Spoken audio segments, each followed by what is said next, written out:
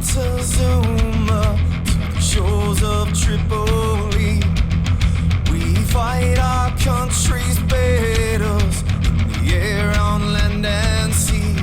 First to fight for right and free. On this episode of Cigars and Sea Stories, Tim, Bennett, Mike sit down with Doc Ben Loth, which Doc and I, we knew each other through 1-5 Police Advisor team. We crossed paths along our way, and he's a fan of the show, big podcast listener.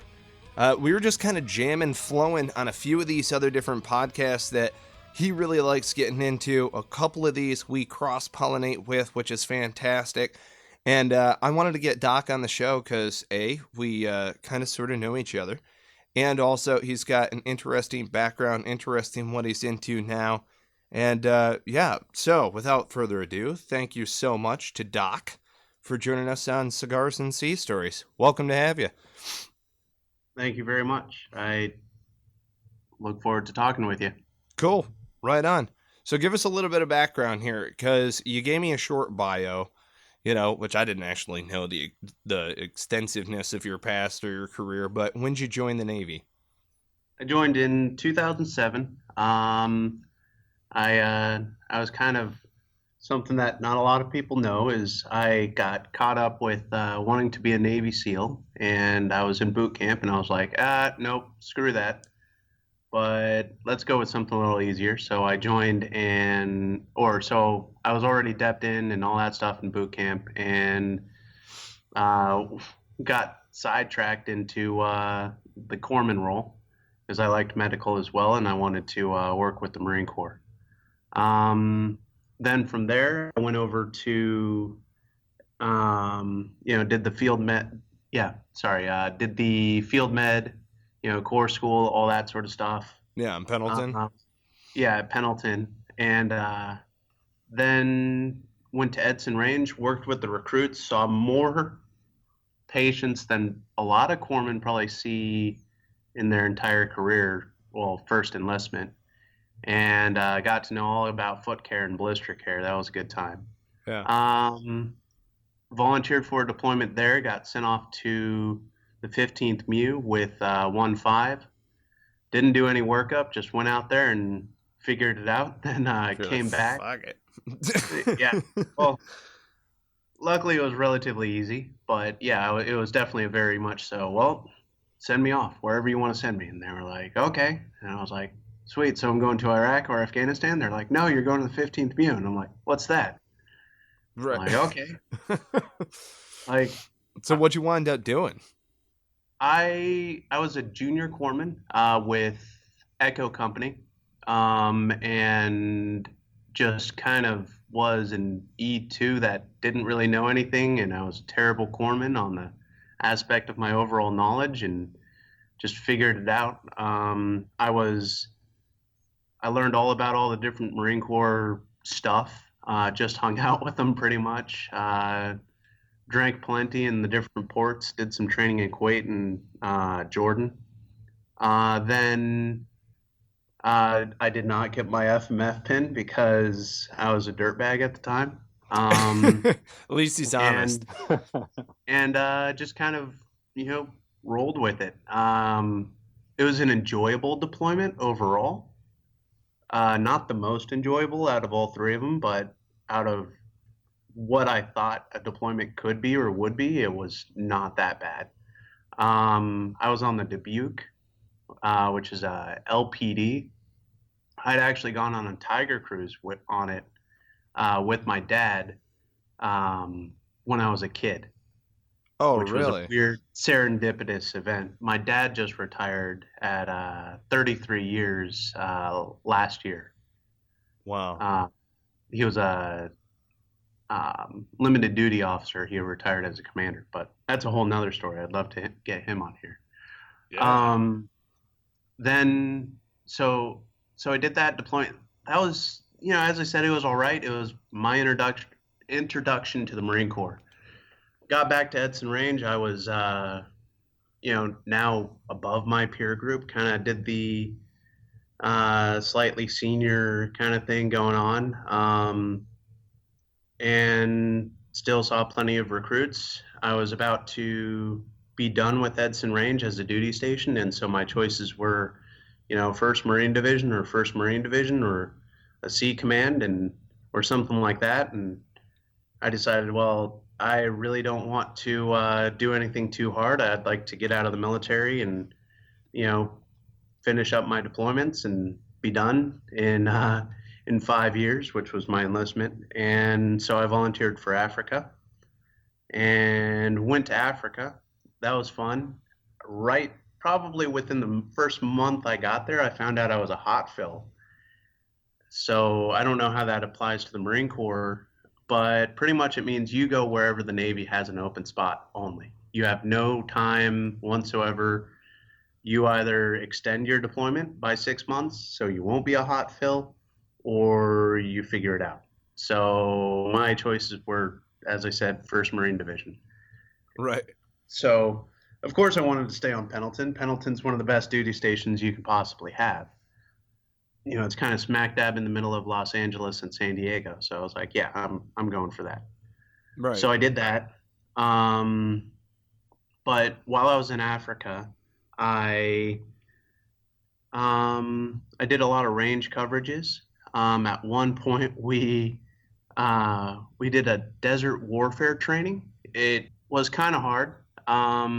Everyone that I know that did it before that was stationed with the Marines said that it was really hard.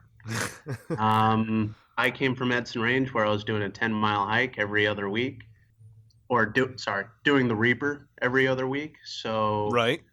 There you go. I was like, not a big deal to me. I think the longest overnight hump that pitch black or not pitch, your eyes got used to it. But the longest hike we did was, I think it was a 17-miler. We did something somewhere 45 miles plus in like 4 days or something. So it wasn't, I wouldn't say that it was easy by any means, but it was something I was used to. It was like, okay, cool, I've done this before. Yeah. And I wasn't a safety corpsman, so I didn't have to walk back and forth. Right. So I I actually do something on the brakes and, if you want to call it a break. Yeah, I got to sit there and do whatever I wanted. I was like, whatever, I get to take care of myself. Sweet. So I enjoyed that. The entire time we were making fun of the French and saying how they had white flags and all this other stuff. We were terrible. We were all like making funny French noises and all that stuff, all the ho ho ho, wee stuff. And just cracking jokes all day long. Turns out they were the French Foreign Legion. Right. Okay. Good stuff. Yeah, I didn't know that. So apparently, I mean, they knew what they were doing, but learned some desert stuff, learned how to work well in the desert. I'd already been in Kuwait and Jordan. It was already pretty hot in both of those places, so I kind of knew what I was doing there too. All my deployments have been in the desert. Yep. And now I live in Arizona, so the heat's kind of, I guess, where I'm native now. Right. See, yeah, we cooked some goats in a far oven, which is pretty much an earthen barbecue kind of style thing. You stick the goat with a stick and you let it cook inside of the ground for a while. Yep. Never really tasted very good. See, that's hungry. Like the Afghans roast it, and then they've got this long grain, I want to say it's like jasmine rice. And the salt that they use, remember how they crush it up? Mm-hmm. Right? Remember that? I always loved dipping chips or whatever. It was basically, it was like thin sliced potatoes fried to a crisp. It was really good. Yeah. We can talk about Afghani food here in a little bit. I was with the police advisory team, so. Right. There was plenty of that going around. Let's see. Then, so that was a lot of fun. Learned how to work my gear and all that stuff. Kind of just generally all the ranges that I went on, I learned a lot of stuff. I was the corpsman that shot all the firearms at the range, even though I wasn't supposed to. We did bowling with a 240. I was firing for so long that I couldn't use my elbows anymore because there was so much brass on the ground. I got to fire a full auto M16. That was really fun. That was actually probably the coolest thing I've done, weapons wise. And it was cool because it was actually like a video game. I know that sounds terrible, but trigger pull and everything was just like firing burst on any video game. You watch that muzzle rise, I was like, this is obnoxious. And like I was like, it was muscle memory, you know. I was like, muzzle rise, all right, let it go. Pull it again, you know, because you don't fire a saw standing very much, and you don't fire a 240 standing very much, and they're so heavy they don't really move as much as an M16 would. So it was kind of it was a fun time. I was with some sort of riverine group that we were doing that with. I did get my warfare pin there, the expeditionary warfare pin. So I got all the book knowledge that the Marine Corps would want later for the FMF pin. Mm-hmm. So then I got back, did out processing for a month or two, kind of skated around, didn't do much, and went to 1st Marine Division. I got there and I was like, hey, I just got back from my second deployment. Can you send me somewhere that's not deploying in a while? You know, hopefully skating out of a one last deployment. They were like, nope, you're going to 1-5. I was like, okay, cool, whatever. What's 1-5 doing? And I'm like, standing there, you know, standing by, and they're like, oh, they're leaving for a deployment in February. And I'm like, oh, you know, it's November right now, right? You know, I got back in like September or something, you know. So that was a good time finding that out. Got married to my wife in December. Everyone was like, how dare you? How could you do that? I had been with her for a little over a year at that point. I'm still with her, of course. Everyone was really was laughing about it all. Or no, sorry, I proposed to my wife in December. She's going to hate that part. If she listens to it. If she's not like my wife's like, no, you talk all the fucking time anyhow, so I'm not going to listen to your podcast. I don't blame her. Then from there, did CAX. At that point, I was still a part of Headquarters Battalion. Yeah. Or, sorry, not Headquarters Battalion, H&S. So I just sat inside of the tent and did nothing all day. I watched a bunch of movies, and one time I got really discombobulated when a fake casualty came in because I was not able to pronounce the casualty, and the verbiage was weird and all that stuff. So it sounded as though I was a big nervous mess, and my first class at the time pulled me aside and asked me about all that stuff and was like, are you nervous? And I was like, no, I'm working on my 3rd deployment. Please leave me alone. Right. And so, while I was in Africa, we were the highest echelon of care in Africa. So we had a bunch of casualties come in, Djiboutians and all kinds of stuff. And so Djiboutians, and actually we had some Somalis come in too. And a bunch of guys with MP5s and all kinds of cool tactical gear running in there, and we're like, this seems a little more special than it should be, isn't it? So I cut my teeth on casualty care in Africa. So I was like, whatever. By the time I was in 1-5, they were like, what do you know? And I was like, this, and this. And they were like, oh, okay. So anyways, I deployed to Afghanistan, and I'm sitting there in Fort Jackson. Fob Jackson. Leatherneck.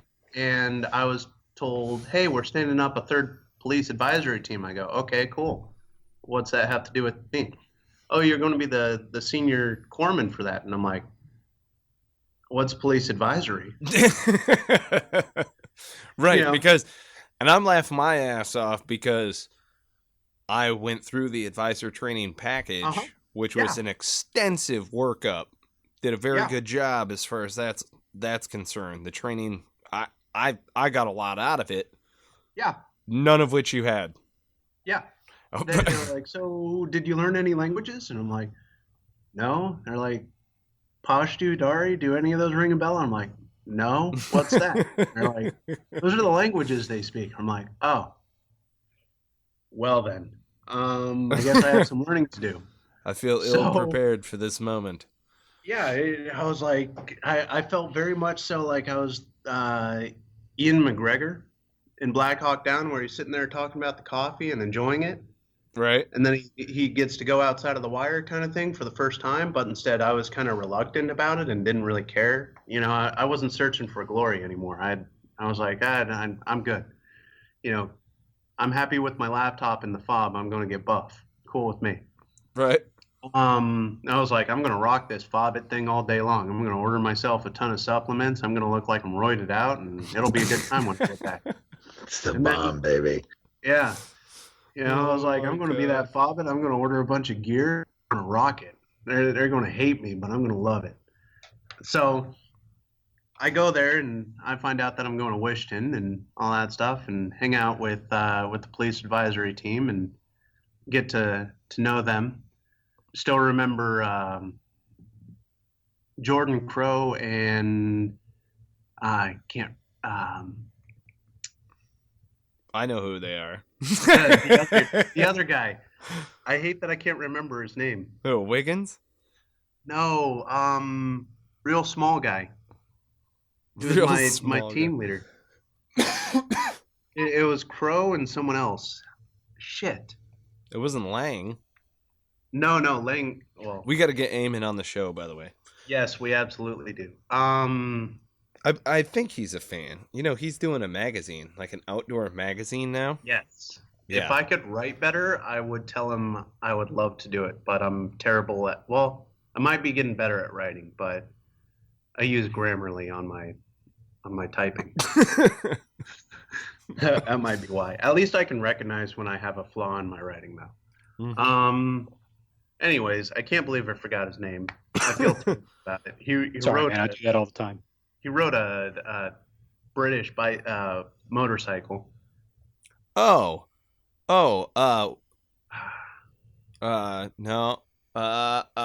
Amadeus Welsh. Yes, Welsh. Smith Amadeus Welsh. Yeah, we called him. Yeah, Smith Welsh. Good dude. What a fucking name. Did Good you call him dude. Wolfgang? Did you Dude. call him Wolfgang? I called him Mozart. And he's like, that's not Yeah, exactly. Wolfgang Amadeus Mozart. right, That's awesome. right. But yeah, I would just Rocky Amadeus. So me and my junior corpsman, who is older than me, he wasn't exactly the most squared away corpsman. He knew his knowledge and stuff, and he was a smart guy, but he wasn't exactly squared away. And you'll have to get him on here too, because he's a funny guy. Jonathan Harp. You absolutely have to get him on here if you can.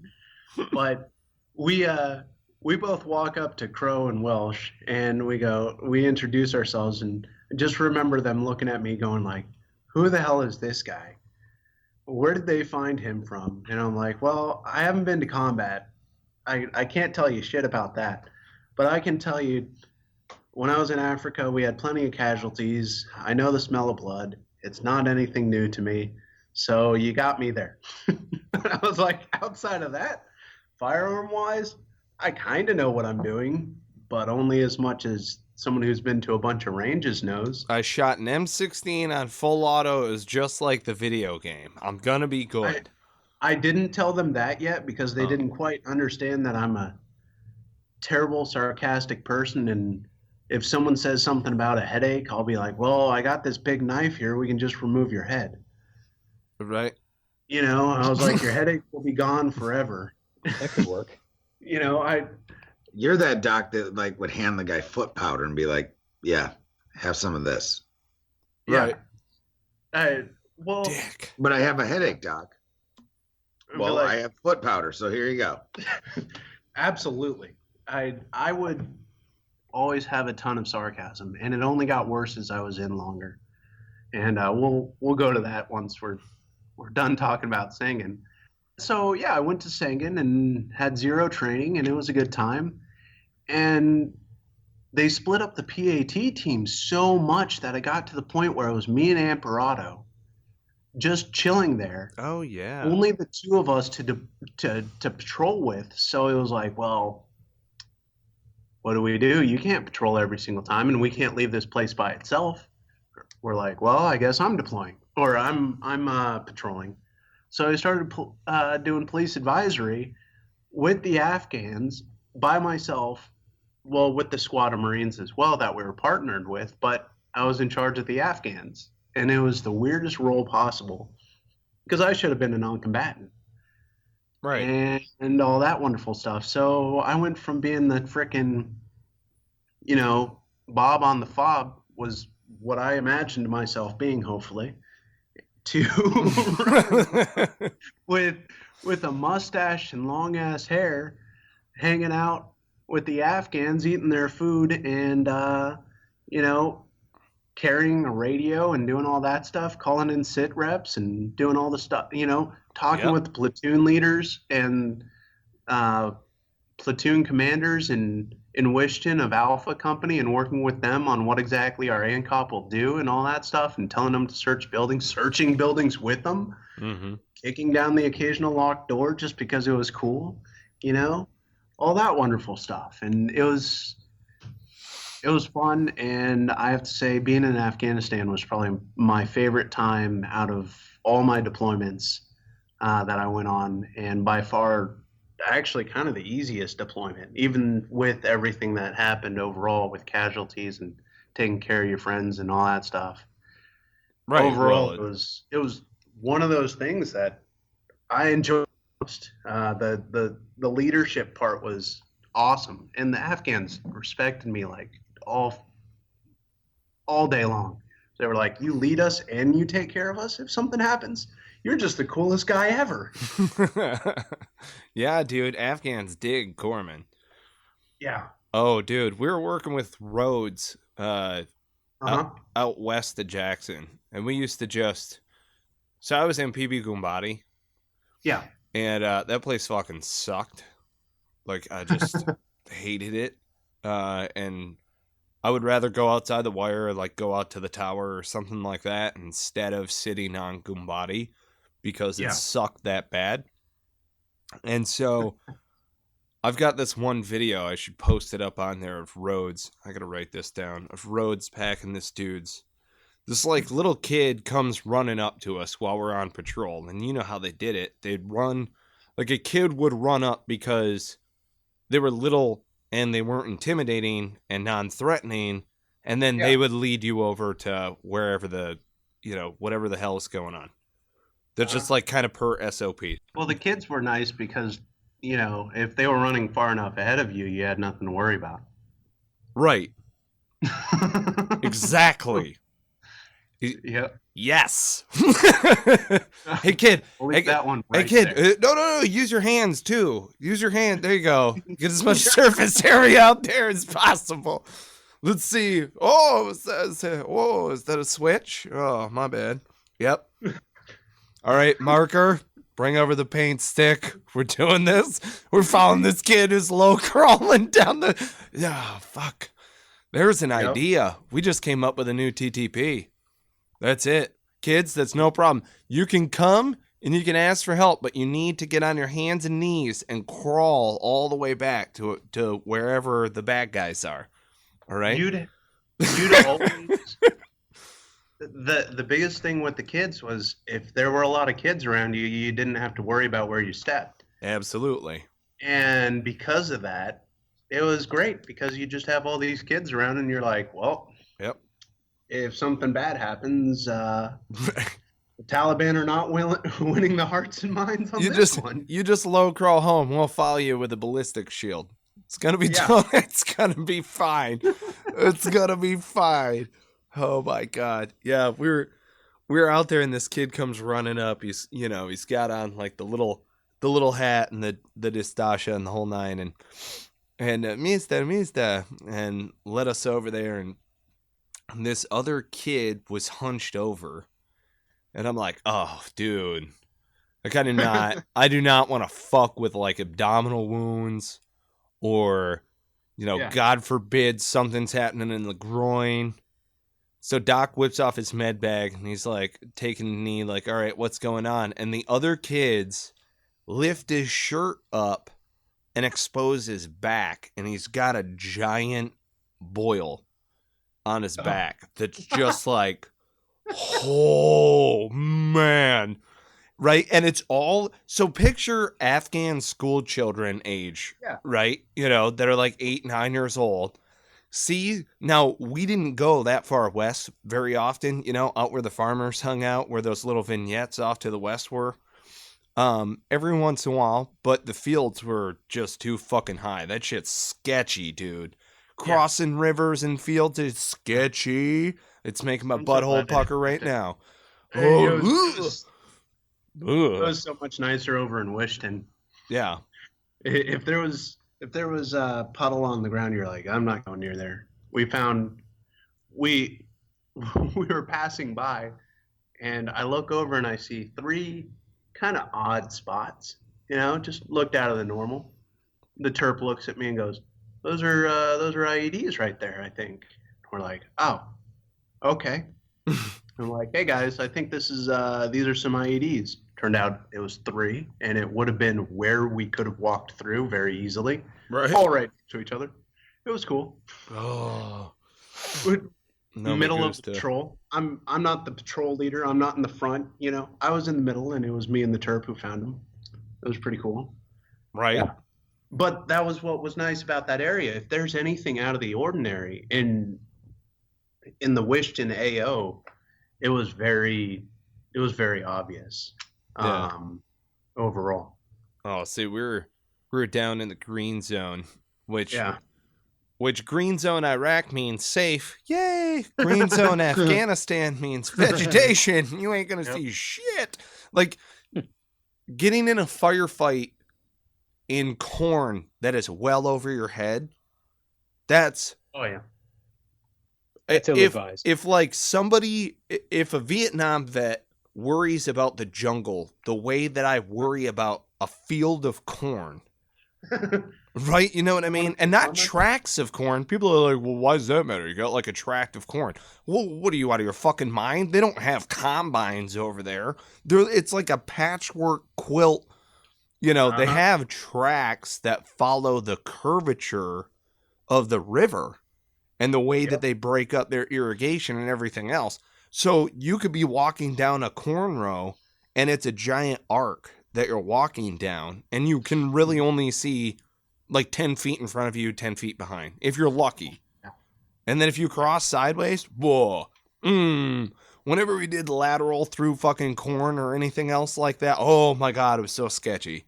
Because Kajaki, Southern Kajaki is like fucking crazy sketchy. And then to come down to Sangin, it was like, no, dude, I do not want to walk through fucking corn right now. I saw that British movie about Kajaki Dam. Oh, That yeah, was yeah, good. yeah. Yeah. It I saw was that not- at the GI Film Festival. Yeah, we it was went to that. the best movie, but I think it really, really captured what Sangin was like in the early days before we knew how bad it was. Yeah. Like, at least when 3-5 got there, they knew every single other step, you know, could be an IED. But when the British were there, you could tell they had no clue. They were I like Matt Sanders. I like Matt Sanders' stories about Kajaki Dam. Oh, I don't know anything about those. Matt You know what I'm Sanders talking was about? in Kajaki? I didn't know that. That's fantastic. He was on. Watch the watch the actually the story that he tells on that show is it on History? Are you sure that What's the wasn't show on History Haditha? Channel he was That? Are you sure that wasn't Haditha? It was not Haditha. It was somewhere north. It was somewhere that I recognized. Hold on. What was the name of that show on History Channel? Yeah, so Matt Sanders is a former Army Ranger buddy of ours. Yeah. Who's producing films and things like that nowadays. He's doing he's awesome. the ranger that you did the shout out for. Well, there's a couple Rangers. Oh. Right. Yeah, I'll find it. Just Rangers? Rangers As you were, just like gentlemen. Rangers. As you were, Well, gentlemen. I'll find the show. if folks are trying to figure out this movie, it's called Kilo 41, I want to say, or Yes. Kilo 51. It's a pretty damn good movie. On Netflix right now. So if you get a chance, check it out. I want to say it's Kilo 51, but Tim, Sebastian, and I went to the GI Film Fest when they released it to American audiences, and we actually got to meet one of the survivors that was there, which was fantastic. And I myself, being a veteran in the area, it was funny. You know, you've got this British fellow sitting, standing next to me, right? Yeah. He's the director of the film. I knew that. They had a little Q&A afterwards, so obviously I knew who this... I didn't know him personally, but I could identify him out of a room. And so I'm making a head call afterwards, and I look... I looked over my right, and I was like, hey, you're the director, huh? Yeah, I fought in Kajaki. You did all right. I mean, it kind of looked like it. You know what I mean? You're just standing there with your dick in your hand. Eye contact. Here's this proper English gentleman with this U.S. Marine, and he's like, he even told, I'm not even going to try with the accent right now, but it was funny. We wash up, blah blah blah, whatever afterwards, and on the way out the door, he's like, it is crazy how much Royal Marines and U.S. Marines are really alike. And the Marine part. Right, oh, yeah. right. Yeah. Well, my bad. You were talking about Haditha Dam. Never mind. Oh, with Matt? Yeah, he was in. Yeah, Hadith. I show my ignorance. No worries. Kajak, yeah. A lot of people. We expect it from you, Bennett. Yeah, it's too bad. It's unfortunate. Right. See, I did Kajaki for 5 months, and then it was basically like the last month and a half, 2 months was down in Sangin, Loth. Yeah. So shout out to some of our buddies. Regardless, if you guys haven't looked at it and they haven't had a new episode in a long time, I don't know if they're still going to have the show, but Live to Tell on History Channel. Yeah, that's the one. It's pretty awesome. They talk about it's SEAL Team 3 in Iraq in 2006, in Ramadi. They talk about Operation Red Wings, and I'm not sure if Leo's actually on the episode or not, but our friend Leo Jenkins was part of that the rescue, and looking for the guy, looking for Marcus Luttrell and those guys. Then the Battle of Haditha Dam, Matt Sanders is on the episode of this, actually talking about it. Yeah. And then you've got Task Force Merrill in Afghanistan, 2010, Army Rangers getting out there to rock it with the Taliban and get intelligence and stuff. And then an IED turns their shit upside down and talks about fighting their way out of that shit. It was pretty badass. But anyway, yay. Great show. Yeah. I know, right? Great show. My first picture in my camera on my way to deploy to Afghanistan was of my legs. However terrible that sounds. Right. But it was legitimately that. We all looked at each other and we were like, we should take pictures of our feet.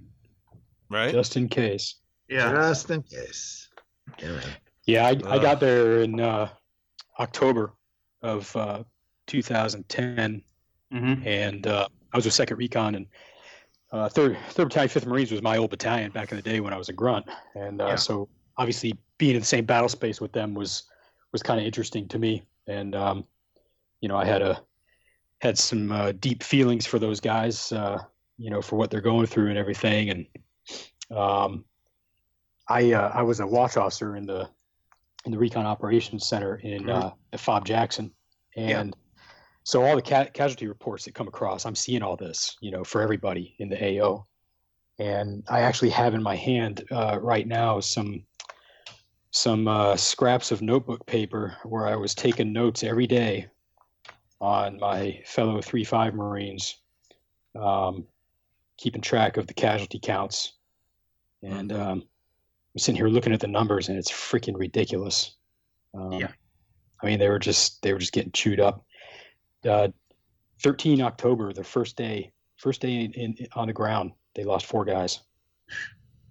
14 October, they lost another one.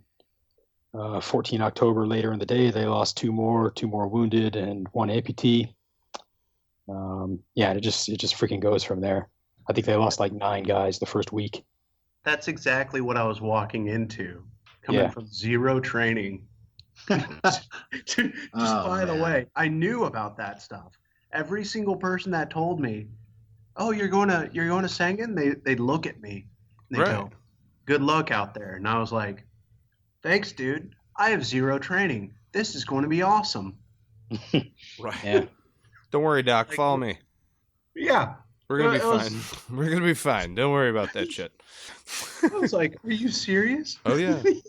Well, and some of my buddies were in 3-5 at the time, and 2 of them actually took time out of their, uridium time, essentially, to call me up and fill me in with some of the intel from the ground.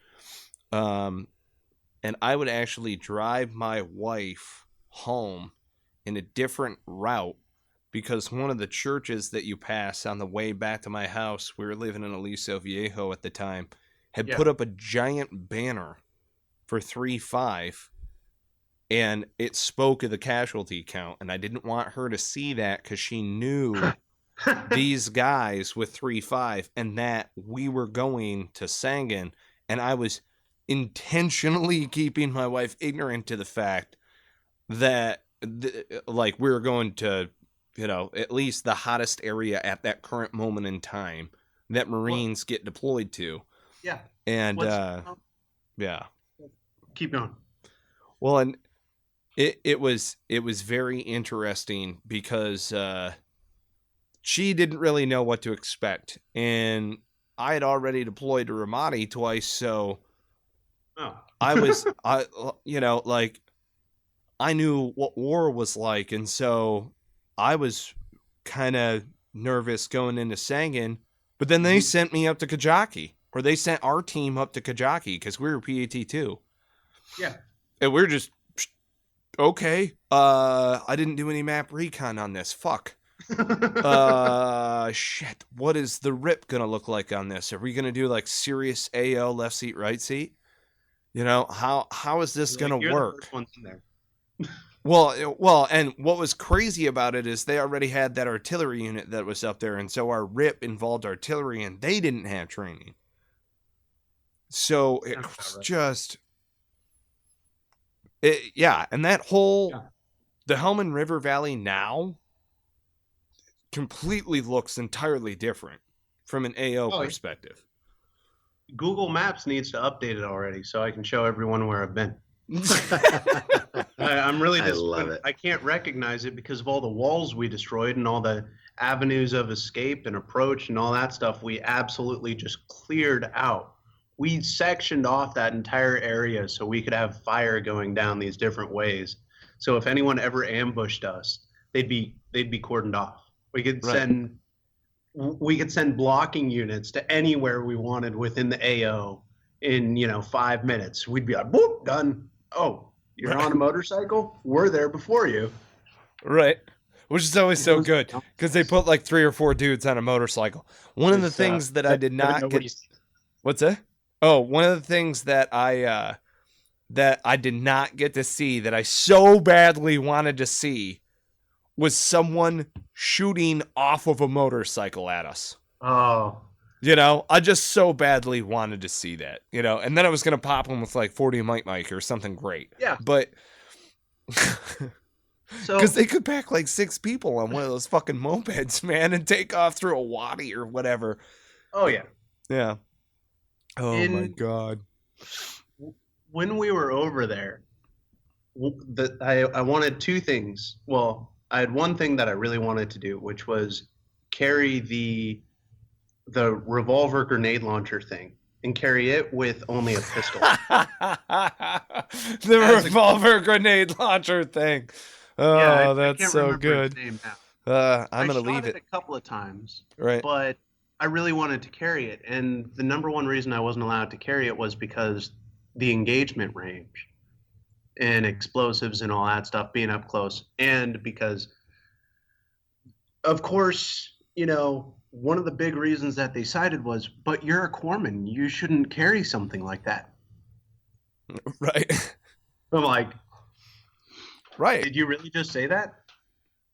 Like, right. You're aware of what I've been doing? Sure. Okay. But what I always said to them is, if I carried that and I had to engage someone at close range, then what would it matter anyways? It wouldn't have time to arm, right? Well, it would barely have the force to like knock somebody over. I don't think that you're gonna kill anybody with 40 mic. I still wanted to find out what would happen. Right. I was like, hey, if it doesn't work, then it's my time. Those things are fun as shit. Yeah. Oh, I've seen what a Hellhound round can do to like a moving vehicle. Yeah. And it's fantastic. I mean, whoever came up with that shit, it's basically, it's a Mark 32, and it's basically a street sweeper. So you rotate the breech open, and then you take your whole hand and shove it in where these 6 tubes are, rotate it in order to lock the spring into place. So now it's charged, essentially. Throw in all your ordnance, slap that bitch shut, now you're ready to rock. And when you pull, what I love about it is you use 2 fingers on the trigger, right? So you pull that bitch back, and you're just like, this is epic. Chunk, and as you release, it releases the cylinder in order to bring up the next round. And I'm just like, this is so great. Ka-chunk, shunk, ka-chunk, shunk, ka-chunk, shunk. And just like, yeah, man, anything within 10 yards of that fucker is dead. Like that's how that works. We use this on people, America. Yeah. I loved that thing. I loved the entirety of what it was. It was the most awkward thing to carry, I'm sure. But what I liked about it was, number one, it was a multiple launch grenade system. It was a revolver, pretty much. And I wanted to carry it because I was a corpsman. See, I wanted, I just had to. I'm sure the guy that was assigned it was happy to have you carry it because it was kind of heavy.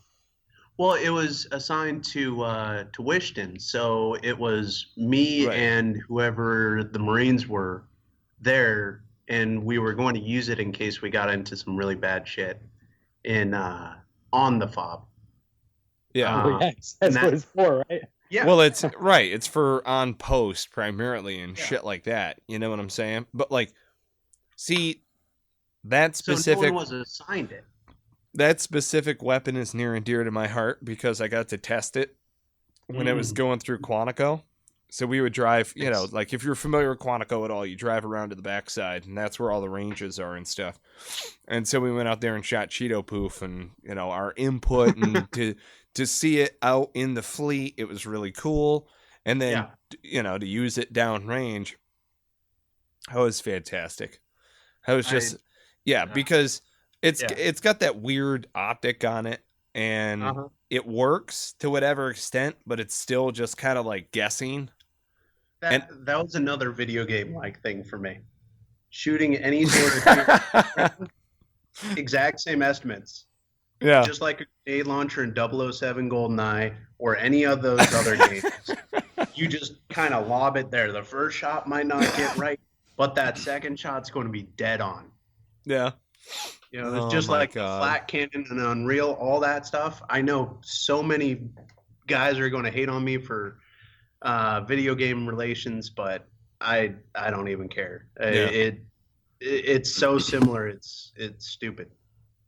Well, and if you're good at those lobbying, like I love those. we had a guy. It was one of those things where you had to test out with a 203.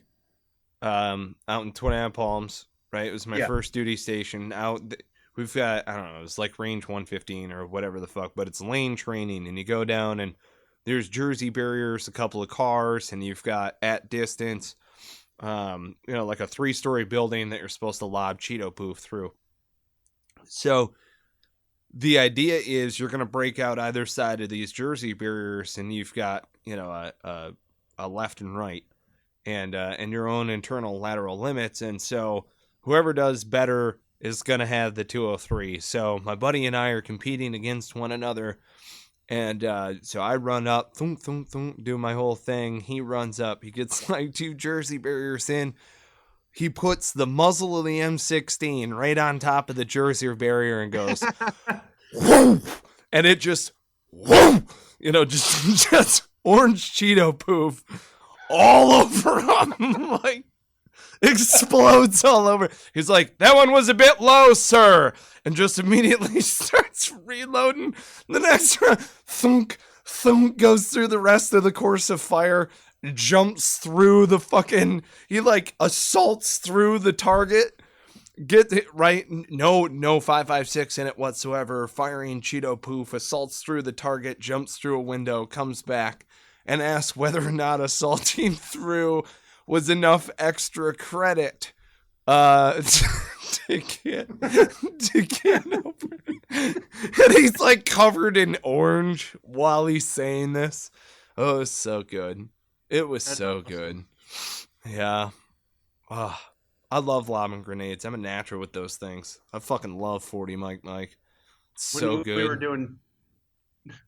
What's that? When we were doing training, I think it was in Kuwait. We went to go shoot a 203. The Marine that I was, one of the Marines that was shooting it, he goes to shoot it, and the latch on his rifle comes undone. So instead of shooting at an arc, it goes slightly down. It detonated a lot closer than we wanted it to. Ooh. Stuff too. It was really funny. We're like, look, this thing's broken. We've known about this. He was like a team leader. He knew what he was doing, so he didn't get that bad. But we were talking shit to him for the rest of the time. Oh my god! That just adds a little excitement to the range. It was definitely a little bit of excitement. No big what? Another time we were throwing grenades. This was in Kuwait. I don't know if it was Jordan or Kuwait. We were doing some sort of trench thing or something, and so we're running through, and this guy was supposed to throw 2 grenades, like in this grenade pit. As he's getting ready to throw both of them have their pins off or something. The range safety officer tells him to stop because what he's doing is unsafe. Yeah. So as the range safety officer, some sort of gunny or something, is yelling at him to do this, he's like, look, I'm not holding on to these grenades. So he throws both of them. Our platoon got in a lot of heat from that, but it was the right call. So, well, yeah. Yeah, he was like, I'm not holding 2 grenades. What are you talking about? Yeah. All right. So as we go to wrap stuff up here, we get carried away. This is just how it works. Sorry, folks. As we go to wrap things up here, you're stateside now, and what are you doing? Where are you working these days? How can people get in touch with you? What's going on? I work for an internet-based company called Namecheap.com. They sell cheap domain names and all kinds of other internet-based stuff. Like if you want to host your website and do all that stuff, if you wanted to run your own podcast or something, I'm sure Namecheap could find you a server and set that up for you and do all that stuff. I do the hardware part. So if you go online and you type in data center or something like that, and you see racks and racks of servers, that's what I work with. They're pretty much computers without monitors or graphics cards. And they're big and they're heavy and they're really expensive. And where I work is loud and a lot of white noise. But the job's good, and I'm actually the only one here doing this, and it's awesome because I am the only one here. So I get to kind of learn on the fly, and hopefully it works. And if it doesn't work or whatever, then no big deal, because I'm the only one here and I get to figure it out. Nice. Freedom. Yeah. Yes, lots of it. Hell yes. And yeah, that's what I'm doing now. I actually fell into it from being a security guard before this, and the client came in. He was like, hey, I got these issues, so I helped him consistently with any sort of issue he ever had and pointed him to the right direction. He's like, how would you like a job at Namecheap? And I'm like, I'd love that. That would be cool. And so a few months down the line, I end up starting working in IT when I didn't even plan on it. And here I am working on servers and doing all this higher end IT stuff that I didn't expect to do. So let me just clarify real quick. You had an individual who had an issue. You added value to that individual. They then wind up offering you a job and an opportunity that you never saw coming. You go and add value to somebody, and then, that's weird. Amazing. Could use all those terms if we wanted to. We just got done talking about Marine Corps stuff, so I wasn't going to use business terms right away, right after that. No, we do that all the time, bro. The audience is used to it. That's how we roll. I just wasn't mentally ready. Yeah, I did add value to everything, and my big value add, if you want to go into those words, are that I'm here 24/7 almost, or available 24/7, and I live here, and I know the facility better than anyone else probably in the facility besides the security guard supervisors. So, nice. Yeah. Fuck yeah. Yeah. Kicking ass and taking names. It's a nice spot, and I enjoy it. Wonderful. Doc Ben Loth, thanks so much for coming on Cigars and Sea Stories, man. Thanks for getting in touch with me. Yeah, no problem. Dude, this is great. I really appreciate you connecting with us. Folks, if you haven't already done so, subscribe, rate, and review the podcast. You can find us on iTunes or Android. We've got a number of different aggregators. Check out the website, cigarsandseastories.com/podcast. And you'll see the subscription bar. It's a recent add to this new website iteration, as well as the search menu. Search all your favorite Cigars and Sea Stories moments on there. I'd like to take time to thank one particular sponsor, Spartan Media, for putting together a kick-ass website. Jeremy, you the man. Fellow Marine, kicking ass. Also, another Marine, another jarhead, veteranslist.us. If you haven't already done so, check it out. Anytime you go to shop online or anywhere, just go with veteranslist.us first. See if you've got a veteran-led organization that you can check out. And they're always looking for other collaborators as well. So, yeah, man. Any parting words to our audience? No. That's always what it is. No. Fuck, now I gotta be prolific. Yeah, I could tell you the biggest thing that everyone doesn't understand is, wherever you are, there's always an opportunity that is there. As a security, I understood very much so that any sort of client that came in there, if I did give them that value add and give them that high customer service, maybe one of them might like me enough. There you go. Plain and simple. I like it. Because it's all about popularity. Get out of here. Please like me. Please subscribe to our podcast. And on that note, we cue the music.